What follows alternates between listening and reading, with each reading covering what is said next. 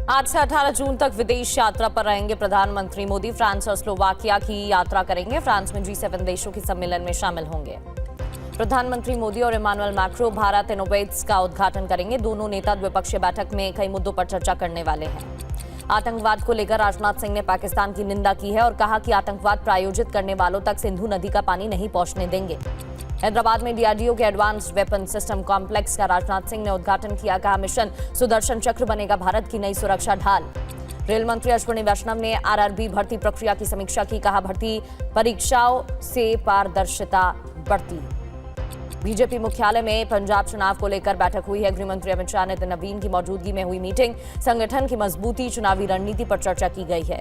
बैठक में संगठन महामंत्री BL संतोष समेत कई वरिष्ठ नेता मौजूद रहे हैं। केंद्र सरकार की नीतियों पर जनता तक पहुंचाने को लेकर मंथन, चर्चा। पंजाब चुनाव से पहले अरविंद केजरीवाल का बड़ा ऐलान। कहा भगवंत मान ही होंगे आम आदमी पार्टी के पंजाब CM फेस। पार्टी उनके नेतृत्व में चुनाव लड़ेगी। पंजाब चुनाव बिना CM फेस के कांग्रेस लड़ेगी। पंजाब कांग्रेस अध्यक्ष ने कहा राहुल गांधी और खड़गे के चेहरे पर लड़ा जाएगा चुनाव। TMC बागी सांसद शताब्दी रॉय का बयान। कहा मैं ममता बनर्जी की नीतियों से सहमत नहीं हूं। ऐसा ही रहा तो पार्टी अगला चुनाव भी हार जाएगी। रविवार को होगी TMC की बागी सांसदों की बैठक। मीटिंग में पश्चिम बंगाल के मुख्यमंत्री शुभेंदु अधिकारी भी मौजूद रहेंगे। सोमवार को स्पीकर से मुलाकात कर सकते हैं TMC के बागी सांसद। स्पीकर से मिलकर अलग गुट की मांग करने की तैयारी।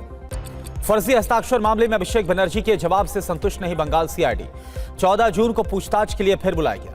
अभिषेक बनर्जी ने कल्याण बनर्जी के आरोपों को खारिज किया। कहा कल्याण बनर्जी मुझसे बड़े, उन्हें राय रखने का पूरा अधिकार। कांग्रेस के साथ विलय की खबरों को अफवाह बताया।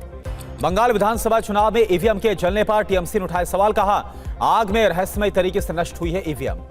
TMC ने कहा 4000 कंट्रोल यूनिट रहस्यमय आग में जली है। 4000 बैलेट यूनिट, 4000 वीवीपैट भी जले हैं। केंद्रीय नागरिक विमानन मंत्री राम मोहन नायडू का बयान। कहा कि एयर इंडिया फ्लाइट AI 171 हादसे की जांच जारी है। जांच रिपोर्ट के आधार पर जरूरी कदम उठाए जाएंगे।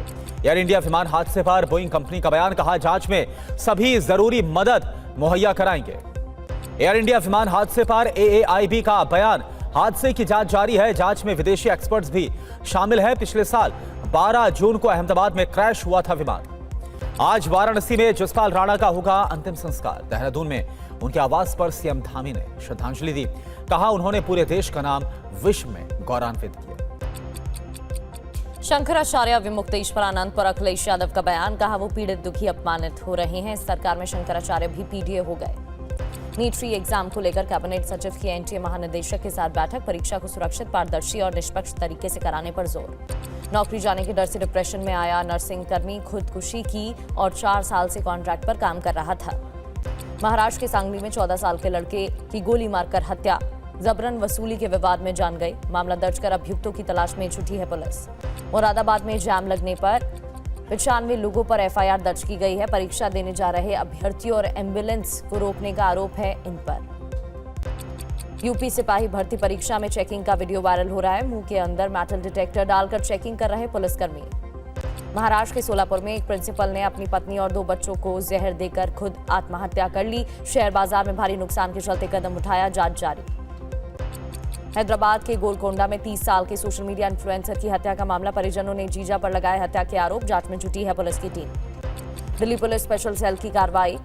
6 हथियार तस्करों को गिरफ्तार किया। 26 पिस्तौल जब्त।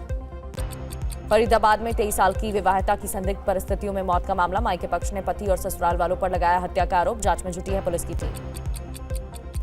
लखनऊ में एक शख्स के नाम से WhatsApp अकाउंट बनाकर ठगी की कोशिश की गई। जालसाज ने लखनऊ विकास प्राधिकरण के VC की फोटो लगाकर अधिकारियों को मैसेजेस भेजे। भोपाल से ATS ने संदिग्ध युवक फराज को गिरफ्तार किया। पाकिस्तानी हैंडलर्स के संपर्क में था। फराज के खिलाफ UAPA के तहत केस दर्ज हुआ। दिल्ली के पश्चिम विहार में गुरु रंधावा के जिम पर ताबड़तोड़ फायरिंग का वीडियो सामने आया। वीडियो में गोलीबारी करते नजर आए बदमाश। ग्वालियर में एक सिपाही ने सरकारी क्वार्टर में फांसी लगाकर खुदकुशी की। आत्महत्या की वजहों का पता लगा रही है पुलिस। यूपी के शाहजहांपुर कैंट में फर्जी ब्रिगेडियर गिरफ्तार। सेना की वर्दी में घूम रहा था। सेना से जुड़े फर्जी सैन्य दस्तावेज समेत कई चीजें बरामद हुई। जम्मू कश्मीर के बड़गांव में खाई में गिरी स्कूल की बस। हादसे में ड्राइवर की मौत, 2 बच्चे घायल, अस्पताल में भर्ती। जम्मू कश्मीर में रामबन के बनिहाल इलाके में खाई में गिरी गाड़ी, हादसे में 2 लोगों की मौत। एमपी और यूपी एटीएस को बड़ी कामयाबी मिली है। पाकिस्तानी आईएसआई से जुड़े संदिग्ध आतंकी नईम को गिरफ्तार किया गया। नईम के पास से आपत्तिजनक चीजें बरामद हुई। जम्मू कश्मीर के एलओसी के पास पकड़ा गया घुसपैठिया। पीओके के मुजफ्फराबाद का रहने वाला है संदिग्ध युवक। एजेंसियां कर रही हैं पूछताछ। टीवी9 भारतवर्ष की मुहिम का बड़ा असर। राजस्थान के तनोट में 70 बच्चों के भविष्य का संकट खत्म हुआ। सरकार ने स्कूल के लिए जमीन दी है। तनोट में राजस्थान के शिक्षा मंत्री के आदेश पर काम शुरू, स्कूल की नई इमारत बनने लगी। यूपी के हापुड़ में केमिकल फैक्ट्री में भीषण आग लगने से अफरा तफरी। फैक्ट्री में सुनाई दी तेज धमाकों की आवाजें, लाखों का सामान जलकर खाक। जम्मू कश्मीर के पुंछ में लैंडस्लाइड, नेशनल हाईवे पर गिरा पहाड़, मलबा गिरने से ट्रैफिक प्रभावित। नेपाल में यात्रियों से भरी बस खाई में जा गिरी, हादसे में 8 लोगों की मौत, 16 घायल। यूपी के उन्नाव में भीषण सड़क हादसा, खड़े ट्रक में कार के टकराने से 4 लोगों की मौत। देश में खुदरा महंगाई दर बढ़कर 4% के करीब, मई में बढ़कर 3.93% महंगाई हुई है। विदेशी मुद्रा भंडार घटकर 681 अरब डॉलर।